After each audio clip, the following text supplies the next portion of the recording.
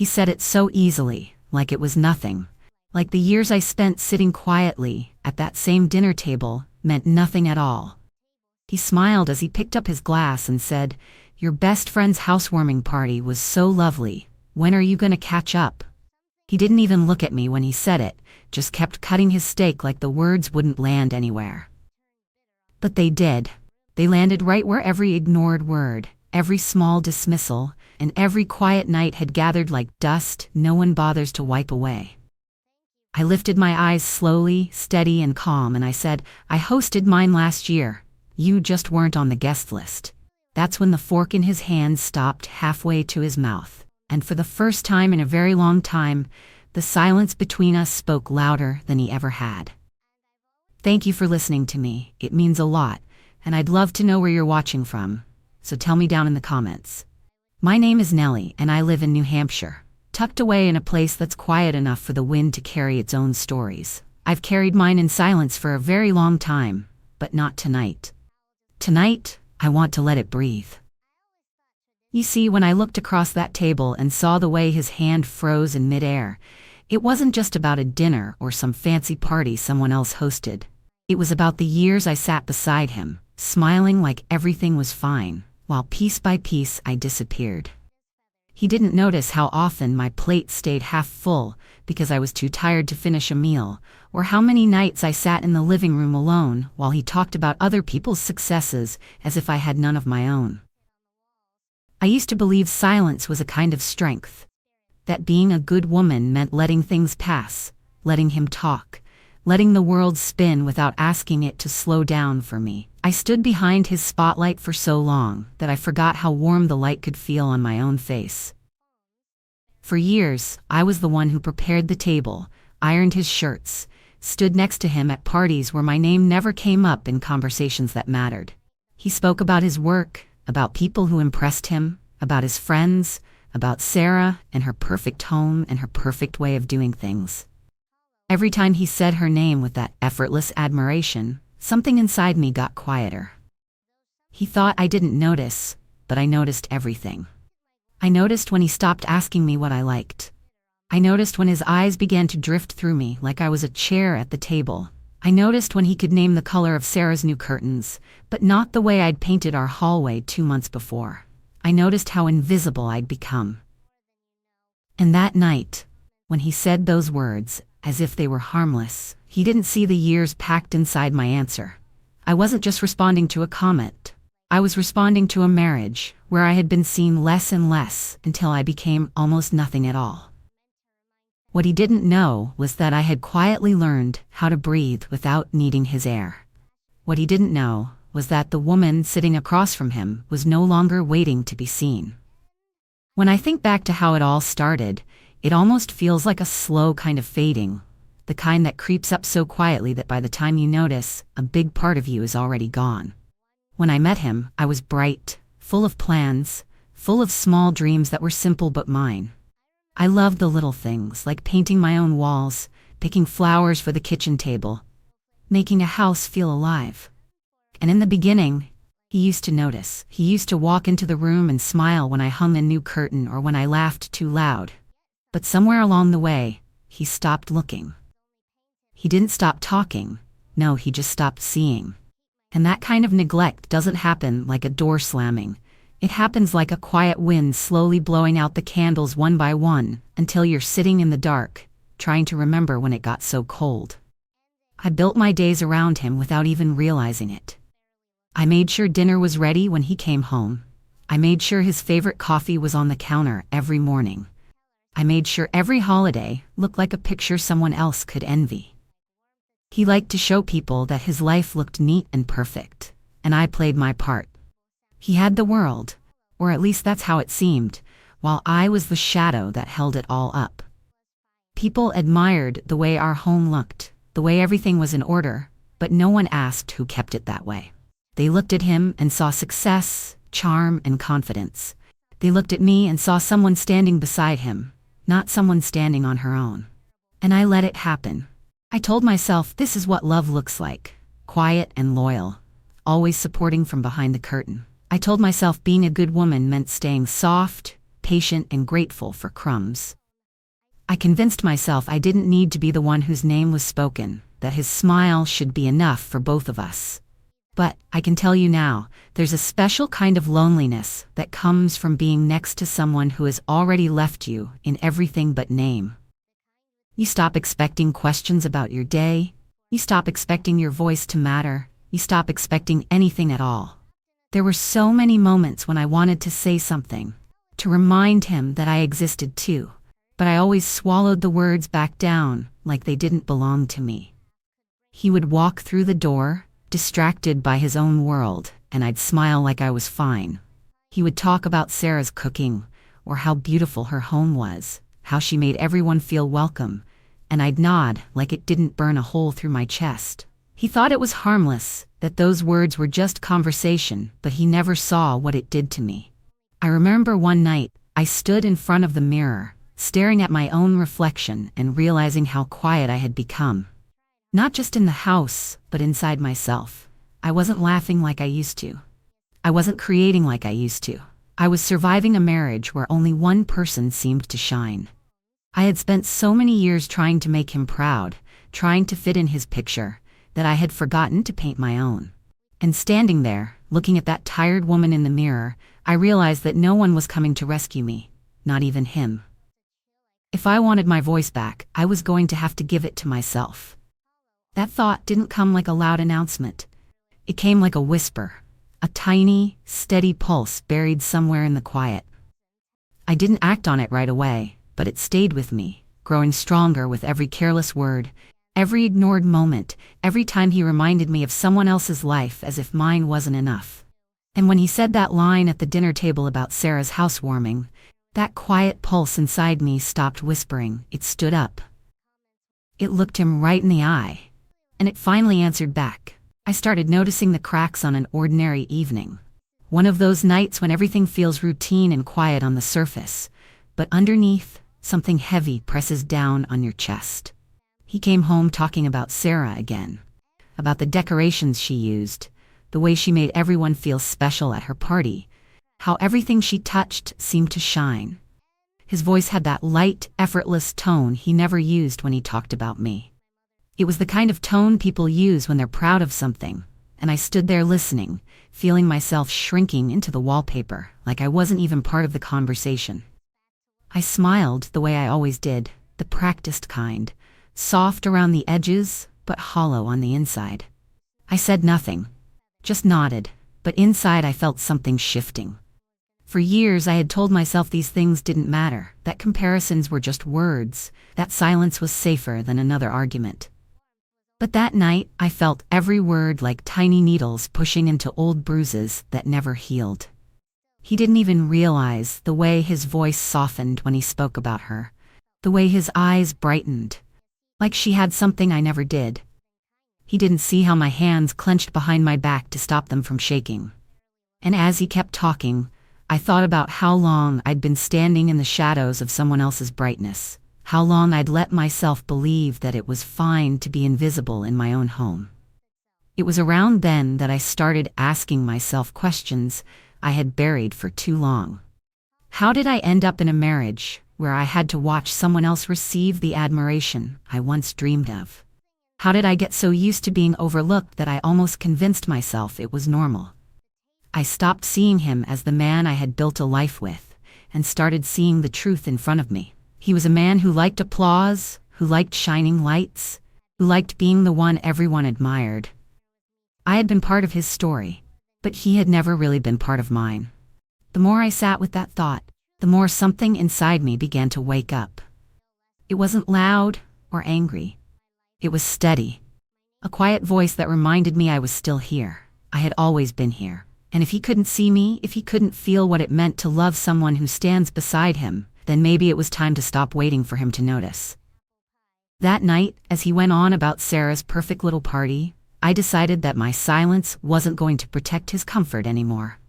I didn't know what would come next, but for the first time in a long time, I felt a spark inside me that was mine and mine alone. It wasn't just one moment that opened my eyes. It was the way 1,000 small moments stacked up over the years, the way each one carried its own quiet sting.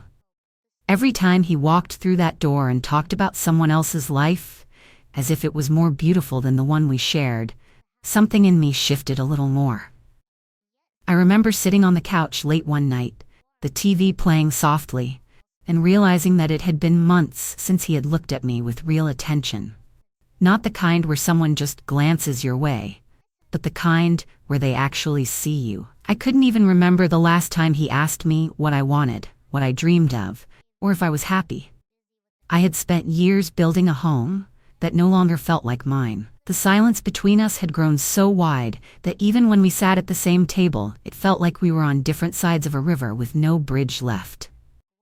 He lived in his world of laughter and gatherings and parties that had nothing to do with me. I lived in the quiet, holding together a life that felt less like a partnership and more like a role I was forced to play.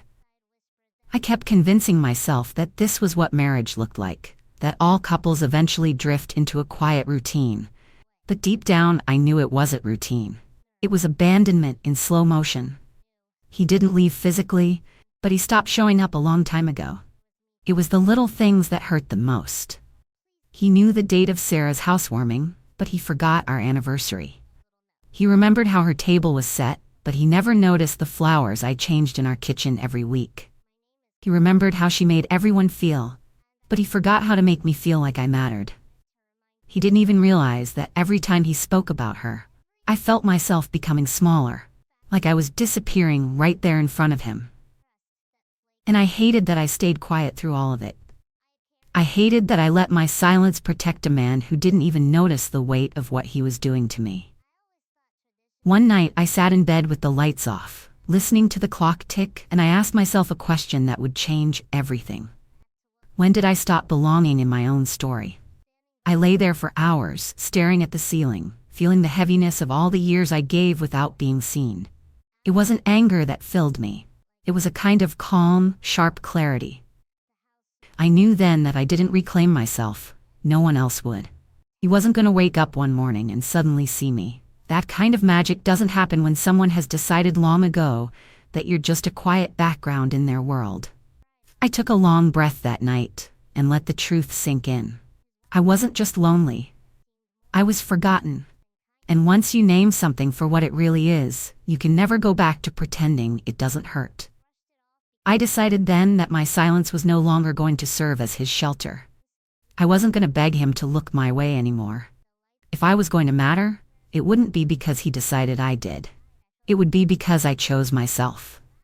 And that choice, though it was still only a whisper then, was louder than anything I had ever said to him out loud. When the decision settled quietly inside me, it didn't feel like a storm. It felt like breathing after holding my breath for far too long.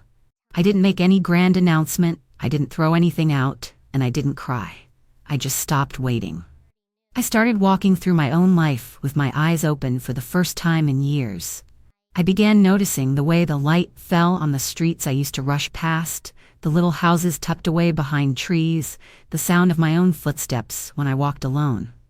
It felt strange at first, like learning to live in a space that had always been mine but never truly belonged to me. And then one afternoon, while visiting a quiet part of town I hadn't been to in years, I saw it. It was a small house with pale blue shutters, the kind of place you'd almost miss if you didn't slow down enough to look. It wasn't fancy, it wasn't new, but it felt steady, warm, and waiting. I stood there for a long time, my hands tucked in my coat pockets, imagining what it would feel like to walk through a door that was mine and mine alone. A place where no one talked over me, where my voice didn't disappear in someone else's noise. A place where I could choose the colors, the quiet, the joy. And for the first time in so long, I felt something light flicker in my chest. Not anger, not sadness, but hope. I kept going back to that house in my mind, even when I was home with him, nodding through another evening filled with his stories that didn't include me. I smiled on the outside, but inside, I was already standing in front of that little blue shuttered house. It was the first time in years I had something of my own to dream about. I didn't tell anyone, not even my closest friend. Some things are too fragile in the beginning to let anyone touch them. I let the idea sit quietly in my heart, growing roots in the silence, waiting for the moment I'd be ready to make it real. I remember the day I finally walked through the door of that little house. The air smelled faintly of dust and wood, like a place that had been waiting a long time for someone to love it again. The floor creaked softly beneath my shoes, and the sunlight poured in through the windows in wide golden streaks, landing on the walls as if it had found a new home too. It wasn't perfect. The paint was chipped in a few places, the corners carried the hush of time, and the kitchen tiles had little cracks that told their own quiet stories. But to me, it felt like freedom. It felt like a whisper saying, "This can be yours. This can be where you breathe." I ran my hand along the edge of the wall, and I could almost feel my heartbeat pulsing through the house itself. For the first time in so many years, I didn't feel small. I didn't feel like someone standing in the background. I felt like a woman with her own ground beneath her feet. I imagined soft lights in the evenings, the scent of something baking, laughter with people who saw me, not just someone standing behind someone else's name. And the more I stood there, the clearer it became that I wasn't just looking at a house. I was looking at the beginning of the life I should have chosen for myself a long time ago. I didn't tell him about it. I didn't even leave a hint. Every weekend when I said I was running errands or visiting family, I came here. I painted the walls with my own hands, the soft cream shade I'd always loved but never used in the home we shared. I opened the windows wide and let the air in, letting it wash away the weight that had sat on my chest for years. I scrubbed the floors, fixed what was broken, and slowly, this little house became my secret world, one that belonged to no one but me. With every stroke of paint and every nail I hammered, I stitched myself back together. Piece by piece, I began to feel alive again. Not because someone loved me, but because I finally remembered how to love myself. The more time I spent there, the lighter I became, like I was slowly shedding years I didn't even realize had been pressing down on me. It felt strange at first to have a space where every inch of it answered only to me, where no one spoke over me or made me feel like I didn't belong in my own story. I started leaving little pieces of myself in every corner. A shelf filled with old books I had packed away years ago because no one cared to hear me talk about them. A small rug with the softest pattern that made the living room feel warm, and a chair by the window where I could sit for hours just listening to the wind and the quiet hum of my own heartbeat. This place didn't just give me walls and a roof. It gave me something I hadn't had in a long time, a sense of being whole again. Every Sunday afternoon when I drove back to the house I shared with him, I'd carry a piece of that stillness with me. He never noticed the small smile I wore as I unlocked the door. He never saw the soft dust of paint on my fingers, and he never once asked why I looked different. He didn't realize that while he spent his time talking about someone else's world, I had quietly built my own. He sat in his chair, reading, talking, living as if nothing was changing, but everything was. I had stopped waiting for him to choose me. I had already chosen myself. The house became more than just a place. It became my quiet declaration. It was my way of saying, without raising my voice, that I existed outside of him. That my worth was no longer tied to the way he saw me. Every time I walked into that little home, I felt a strength that didn't need to be proven to anyone. I didn't need a crowd. I didn't need applause. I only needed to breathe in the air of a life I made with my own two hands. And slowly, without a single word, I began to stand taller. I'll never forget the night I stayed there for the first time. It was quiet in a way that wrapped around me gently. Not the cold kind of silence that lived in our house, but a soft, steady stillness that felt like it belonged to me. I laid on the old bed I had brought in, a simple one, nothing fancy, and listened to the wind brushing against the shutters. I could hear the faint creak of the floor settling beneath me, and instead of feeling uneasy, it made me feel safe, as if the house was whispering that it had been waiting for me all along. I breathed deeper that night than I had in years. There was no voice comparing me to anyone else, no footsteps that passed by without pausing, no eyes looking through me like I was invisible. It was just me, the walls I had painted, and a small lamp casting warm light over everything I had quietly built with my own hands. I woke up before sunrise the next morning, not because I had to, but because I wanted to. The air was cool, and the light was soft, slipping through the curtains like a secret I got to keep. I sat by the window with my hands wrapped around a cup of tea and watched the world outside come alive. I thought about all the mornings I had spent at home with him, sitting at the same table, waiting for some small acknowledgement that never came.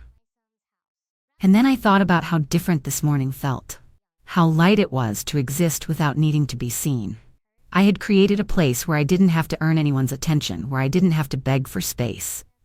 This little house gave me back something that had been taken from me slowly over time.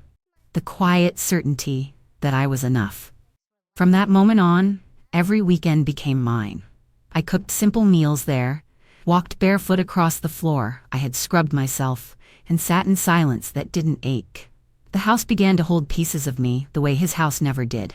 Every shelf I filled, every curtain I hung, every candle I lit made the air feel warmer.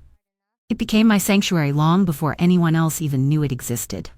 And the truth is, I didn't build it for anyone to approve of. I built it because I finally remembered that I deserved a life where my presence wasn't treated like an afterthought. In that small, quiet space, I found myself again. He didn't notice the changes, not at first, and maybe that was what made everything even clearer to me.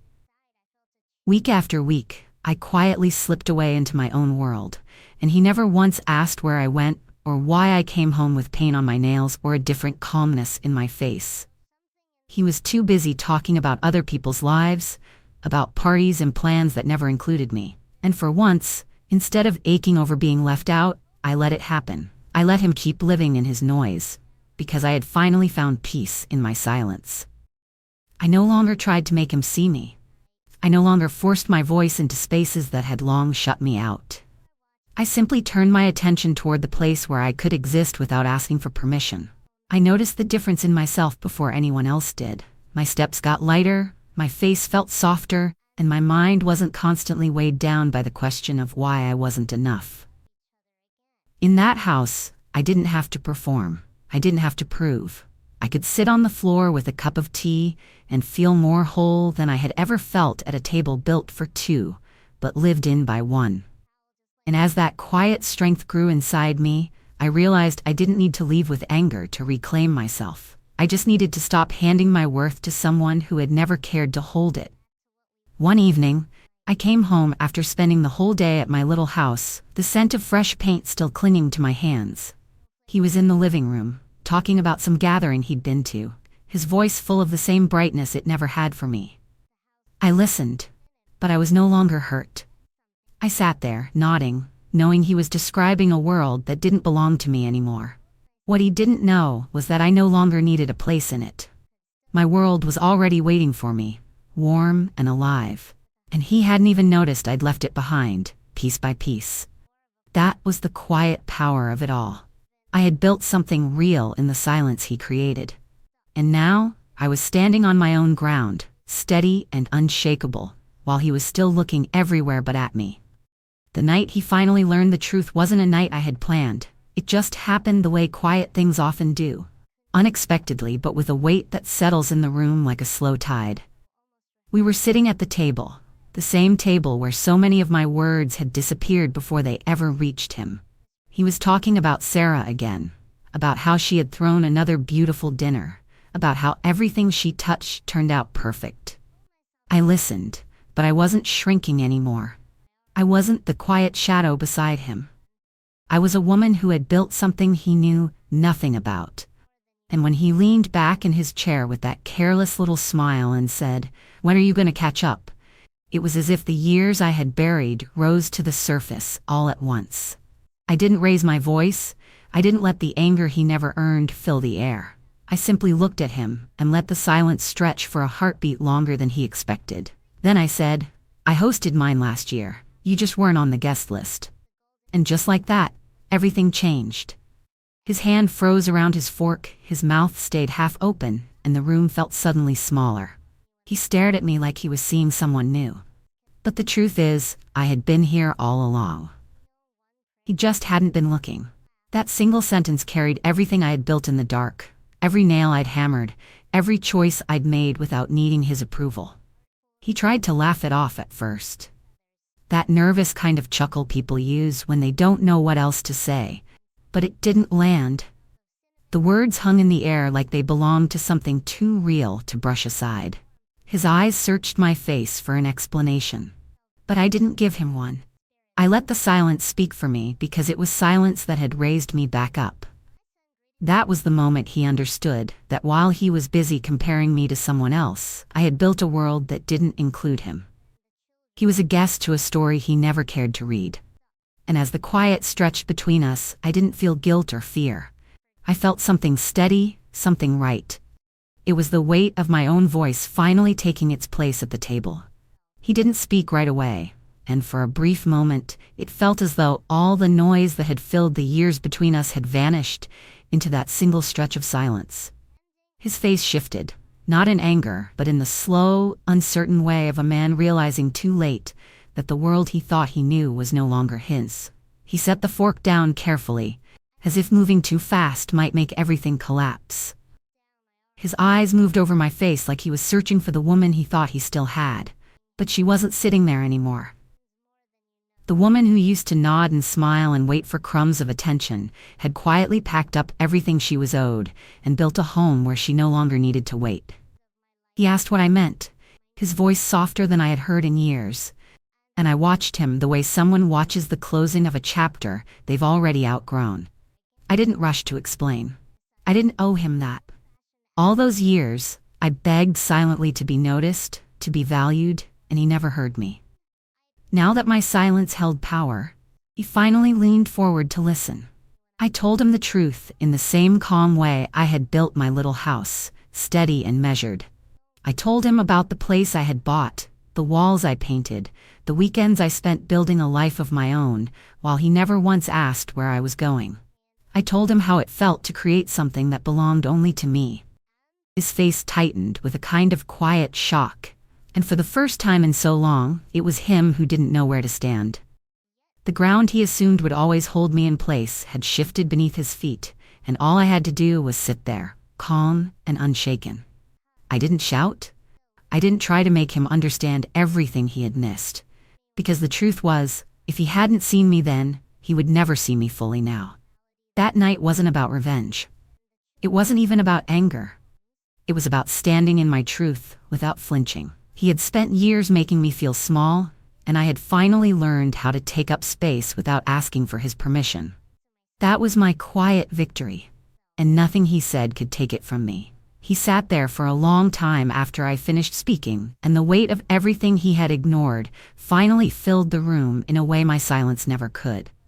He wasn't angry. He wasn't loud. He was simply stunned, as if it had never crossed his mind that I could build something beautiful without needing him. His eyes moved around the room, but they didn't land on me the way they used to. Not with the careless ease of someone who assumes you'll always be there. They lingered with a kind of hesitant awareness, like he was realizing the door he thought would always be open was already closed. I didn't need to remind him of what he'd missed. He knew. The silence told him everything. I sat still, steady in my own skin, and for once, I didn't feel like a shadow waiting for someone else's light. I felt like my own sun. I didn't need to prove that I was enough. I had already built a life that proved it for me. That night didn't end with shouting or tears. It ended with a quiet understanding that some stories outgrow the people who once stood in them. I wasn't cruel, but I wasn't small anymore either. I chose peace, the kind I built with my own two hands. And as he sat there, facing the woman he never saw coming, I knew he would never forget the moment the silence finally spoke back. Thank you so much for staying with me through my story. It means more than I can say. If this touched something in you, I'd love for you to tell me where you're watching from in the comments. And if you'd like to hear more stories like this one, don't forget to subscribe.